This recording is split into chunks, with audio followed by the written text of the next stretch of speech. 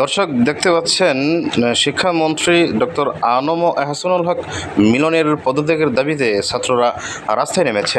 কিন্তু কেন এই দাবি উঠেছে, চলুন বিষয়টি ধারাবাহিকভাবে জেনে নেওয়া যাক। প্রথমত, দেশের বিভিন্ন অঞ্চলে টানা ভারী বৃষ্টি, জলাবদ্ধতা ও বন্যা পরিস্থিতির মধ্যেও অধিকাংশ শিক্ষা বোর্ডে এসএসসি পরীক্ষা চালিয়ে যাওয়ার সিদ্ধান্ত নেয় শিক্ষা মন্ত্রণালয়। এতে অনেক পরীক্ষার্থী নির্ধারিত সময়ে কেন্দ্রে পৌঁছাতে চরম দুর্ভোগের শিকার হয়।